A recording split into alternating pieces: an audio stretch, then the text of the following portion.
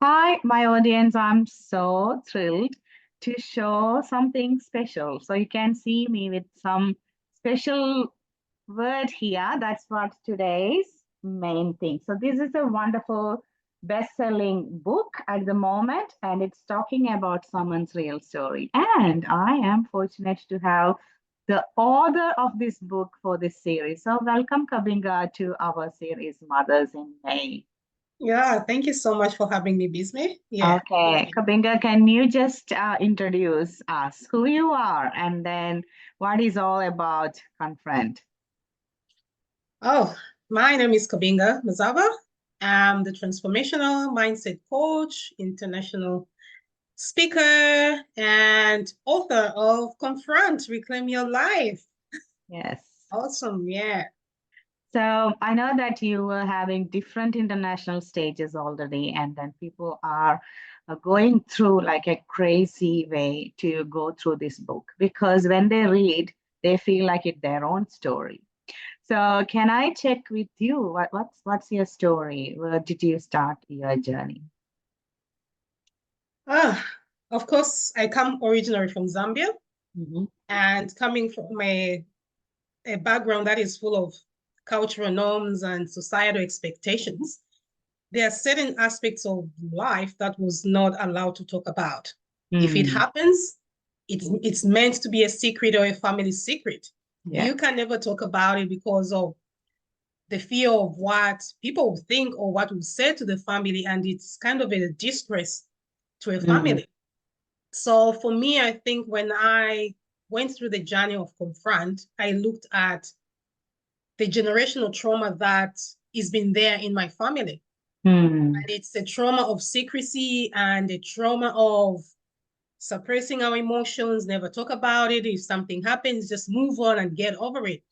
But I mm, also realized that it's been affecting that generation mentally and yeah. emotionally, where they keep on having these unhealthy coping mechanisms, or whether it has to do with alcohol or it has to do with any other things, or having multiple relationships and stuff. So you Mm, find that they've had this unhealthy coping way, and especially from my parents.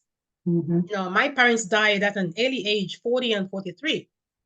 And I was reaching towards that age. I said, like, oh, if I don't change my life, mm, I'm going to affect my kids and their kids. So how about just try to be courageous enough just to confront the deep issues that have been suppressing the family for a very long time.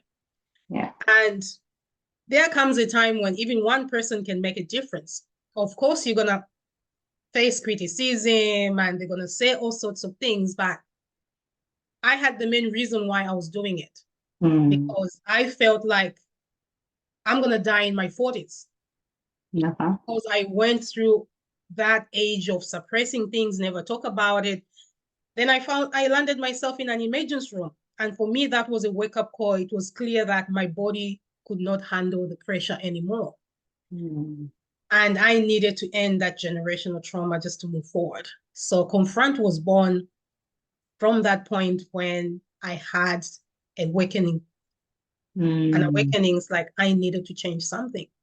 Yeah. So you were ready to break that generational cycle. Yes, because Yes. you're here, but your soul is full of that generational trauma. But you decided, Yes. I want to break that cycle that my parents or my grandparents, whoever were going Yes. through, and then give a role model to your kids and the people Yes. around you. It's an Yes. amazing way of helping other people. Yeah, I was going through this book and I was before I was telling you the chapters, like you picked it up in different ways. That is amazing.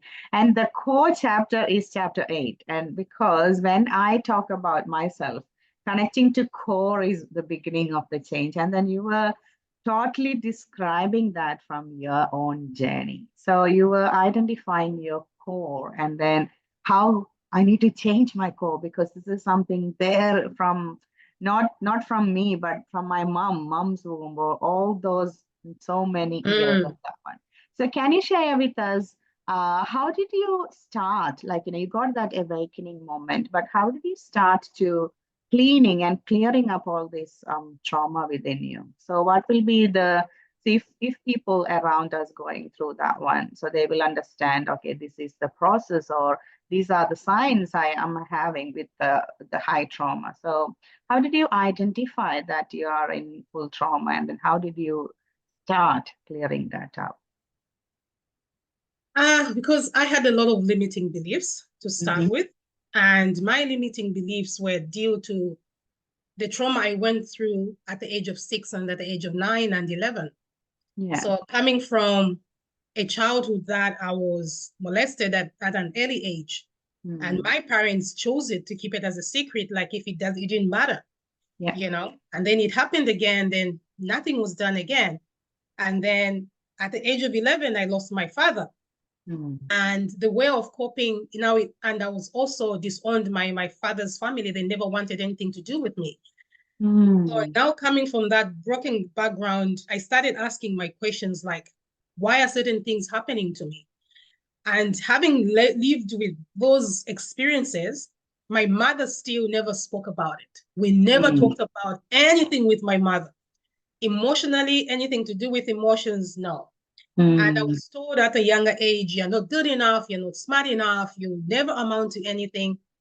And you found that trauma really affects us in a certain way that we get disconnected from ourselves. Mm. I became a people pleaser. And a people pleaser, you're trying to find acceptance, you're trying to find love, you're trying to be Mm. validated, you're trying to be acknowledged, you know. And none of those things happened to me, even when I was trying to be as good as I can in every way, trying to please everyone. Mm. It didn't work, you Yeah. know. I still felt this emptiness within me.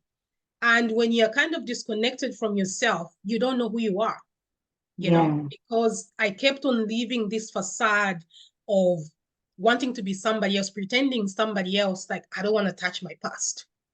Being Yeah. somebody else, it's easier pretending, but you find that in the sense of pretending, you're losing yourself and you're disconnecting yourself Mm. because what can you do?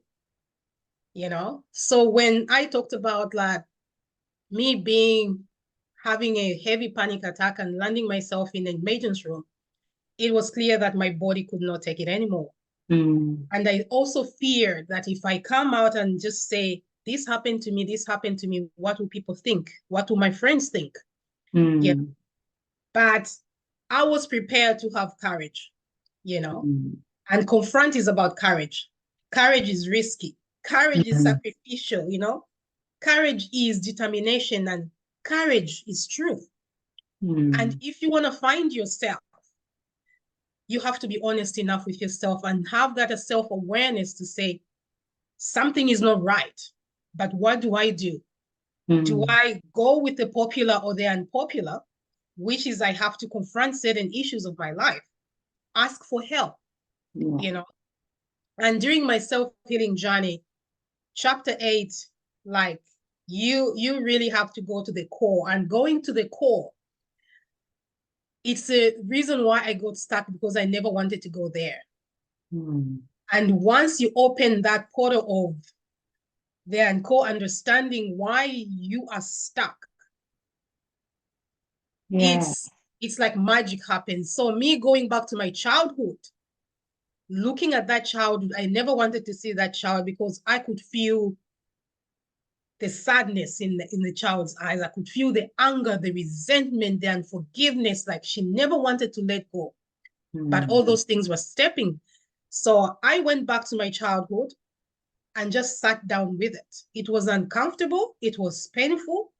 But I said sorry to myself for the first time because I blamed myself for everything that happened to me, but it wasn't my fault. Mm. I went there and said, I'm so sorry you went through that. I'm Yeah. so sorry you didn't deserve that. I'm so sorry no one acknowledged you, but I want to let you know that you are worthy. Mm. You are perfect just the way you are. And in Exactly. order for you to move on, to move forward, you Mm. have to learn to let go. You have to learn to forgive. Because forgiveness, when I talk about in the book on forgiveness, that was the hardest part of me letting go of that.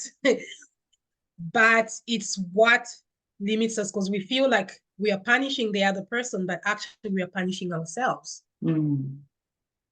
And going to the core is understanding who you are, beginning to love that person of who you are despite the flaws. Mm. That is freedom for yourself, you know. That's great. So I can really connect with your generation and our Indian or Asian generation because same thing happens in India and in all Asian countries. And the statistics saying that Chinese area, like having these type of thing is in Chinese places are lessen, but in India it's actually growing, and that's where we all having that trauma within us, even though we change our external appearances, and if we change our like in a home from India to Australia, the trauma is still there. And I think the same thing with your people from your area. So that's where the power of that awareness, like these things are the many generational trauma we are picking with us. And it can come out like anger, shame, guilt, and then exactly as the people pleaser, because there is no word in your dictionary, like there is a word, no, that's not in your dictionary at all if you are a No. pleaser, because our word is always yes. That's Yes. always doing that. So that's the main reason of the high rate of violence happening here, especially in Indian and Asian community. So my real question is like that you are going through with your book, with your real experience, and talking to people that you need to speak up, you need to connect with your core. So how I know that you are fully supporting the family violence awareness, especially in the month of May, we are all talking about it. So what's your thought on that family violence awareness month? For me, that is unacceptable. It's an acceptable violation to human rights, Mm. because it's basically your safety is at risk, you Mhm. know. So when you look at it, family violence, it should never be excused or minimized at any place because every individual has the right to feel safe and Mm. respected, even in their own home, especially in their own home. Yeah. So if you are being violated in that, you basically have no sense of belonging, Mm. and you start losing yourself because you're asking yourself, like, am I worth it? Why Yeah. is this happening to me? You know, but this is where awareness and education comes in. Mm. We need to start speaking up in our generation. We are the ones migrating from our countries coming to here.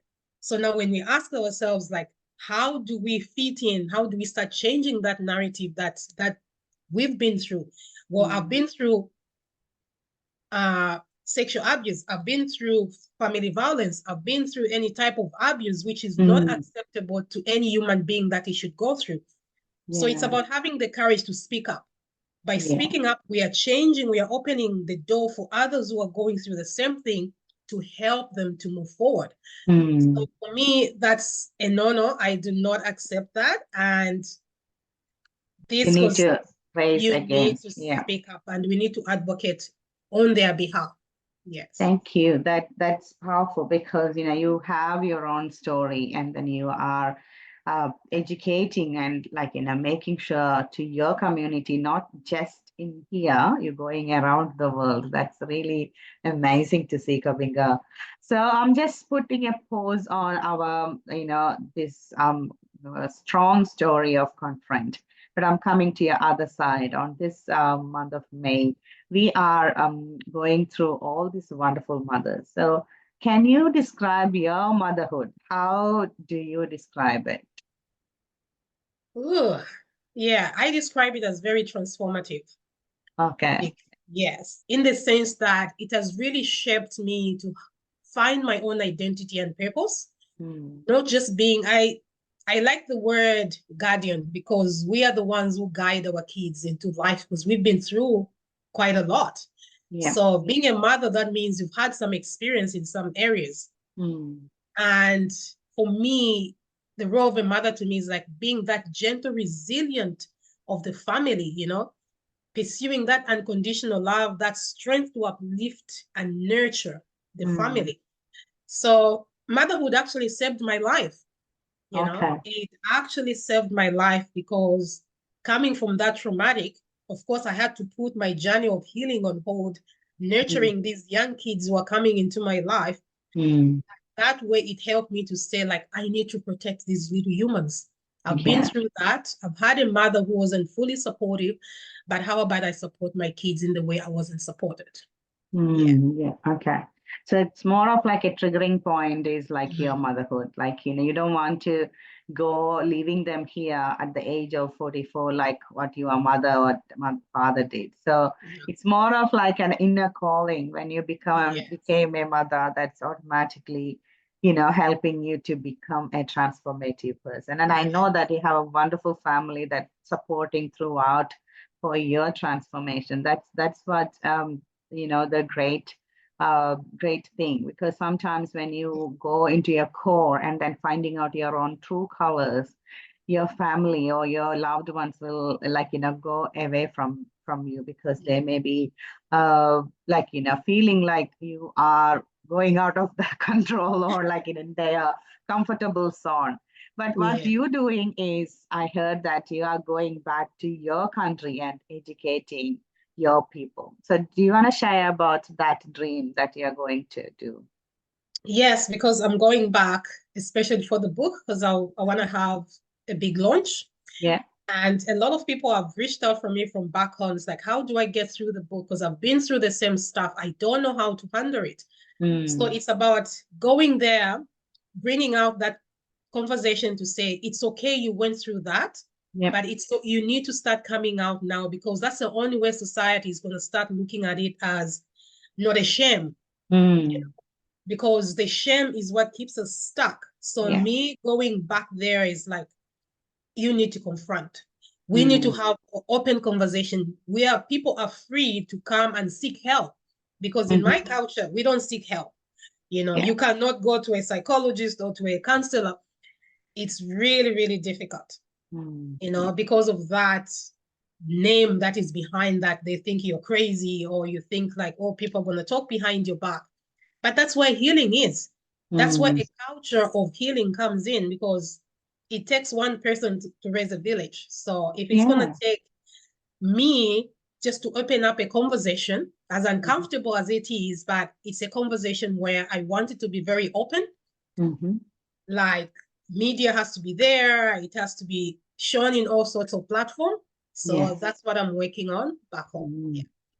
That's great. So you are lots on your plate. Motherhood in one side, you're fully dedicated, and your book, you're already, like, sharing your story. You're planning this big, event in your hometown. All these things, you're pretty busy. But I want to check with you. How do you keep your calmness? You're always like, so calm, and then, sharing that with that real core mindset. So how do you keep those calmness in you? What are the top three rules that keeping in your life? Yeah, I think the major three ones that have helped me to cope and just maintain a balance Mm. is having my boundaries, you know, because coming from a people pleaser, no boundaries. So I Mm. had to learn to have my own boundaries, setting them clear in my home and in my business. Mm-hmm. And of course, I had to learn to prioritize what needs my immediate attention and Mm. what has to work. Mm-hmm. And self-care. For me, Self-care. as one of the confront, because each letter in confront Yes. stands up something. So when you look at yes, self-care, finding, nurturing, like the Yeah. earn, nature your self-care and your self-love. And for me, Yeah. that's That's. one of the top ones that I needed to learn to nurture myself, Yeah. finding time to myself. If it means going for a walk, or just, I tell my kids in advance in my house, oh, mommy's busy this time. So this Yeah. is my schedule for now. Please work around it so we can Yes. help each other in that Each space. other. In the same way, I'm not neglecting them, but I'm Yep. still being, so it's like, okay, I need to look after myself. And this is important for mom. I'm going to help you, but can you also help me in this space and be understanding? So having that open conversation has really helped me a lot. Yeah. Okay, I just want to share with my audience what is this confront stands for. So Yeah. C is challenging limiting belief, O owning your needs and wants, and nurturing self-care and self-love. F finding your voice, R reflecting and responsibility, O observing and setting boundaries, and N navigating relationship mindfully, and T trusting your gut. So that's awesome because sometimes, like, I like the gut feel, because sometimes if you have that gut feel, the whole society or whole people who supporting you will be against it, and then you can't really take that step. So Yeah. I highly recommend read this, like, the whole best selling. And I love the way that you're putting up yourself here, so that can clearly, you transformed into a different person, but you're putting up that in a real good way. That's an awesome way to inspire, people from the same background, Kabinga, because when Thank you. they see you, and if you can do it, they can do it. It's so Yes. easy to connect with that. And I think that's the power of going back to your hometown and then tell the story. So well done on that one, Kabinga. I would love to check with you. This series that we're doing is to spread the love, joy, and peace to all people around us, and especially to the mothers, because mothers, they are powerful personalities, but sometimes they can't really do confront. They can't really do the gut feeling. They can't really do self care. So, what is your message to our audience to spread love, joy, and peace? Well, joy, love, peace starts with yourself first. You're going to have peace. You're going to find peace within yourself. You're going to find joy within yourself. And you're Mm, going to find love within yourself. You're going to love who you are. You're yeah. going to accept who you are. When you accept who you are, you find that joy within yourself, which is like, I'm being authentic and real to myself. I'm not putting on this facade. Mm, I'm just completely shameless of who I am, unapologetically, I'm just who I am. And you will find that peace within. And mm, that peace, when you find that peace, that's your superpower, you yeah. know. So, and then when you're ready now to find that peace within yourself, it's easy to share it with others Yeah. because they're gonna see you who you are. And without even saying anything, they're gonna get attracted to you because of who you are, and they'll start, oh, she's just genuinely loving us and just the way she is. Mm, And that is so magnetic because a woman who loves herself, who understands herself, who mm, cherishes herself is so magnetic to others. And there's so much power in that. yeah. So it's more of like, putting that love, joy, and peace in your life. That's what you need to do. Okay. I love that, because the theme is what we need to practice. So that's a great Yeah. message for our audience. So thank you, Kabinga, for giving us this time in your busy schedule. But I am sure that, the way that you're motivating people, and then, the sharing your story, touching the heart, touching the core. So that is clearly helping people to confront with their own, Yeah. belief, and then change into a positive way. So all the very best, and my prayers and my wishes for your great event, your dream event that's going to happen in your hometown, and let the town transformed with your story, because your story is the genuine story that connecting to your core, and then you are making that big change in the country. So all the very best, Kabinga. And then I recommend everyone to get this book and reclaim your life, because we have only one life that you can live fully if you confront to Yeah. yourself. So thank you, Kabinga, again for coming and sharing your story with Dominus Nisi. Thank you so much, Bismay. It was a pleasure. Thank you so much. Yes. Thank you. So, my listeners, if you want to get a copy of this one, I will be putting the link just down the videos. And if you want Kabinga for your speaking event, or you want to get coached by Kabinga, the details will be under this video. So please connect with Kabinga and get transformed and come and reclaim your life. This is Dominus Missy. Peace. Thank you.